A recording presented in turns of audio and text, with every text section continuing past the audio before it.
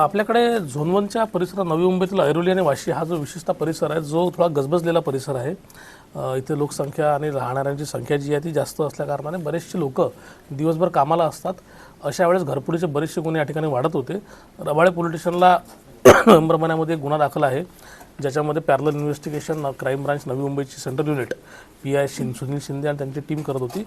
त्यांनी ह्या नमूदच्या गुन्ह्यामध्ये आसिफ झहीर शेख नावाचा एक आरोपीला कर्नाटक गुलबर्गामधून अरेस्ट केली.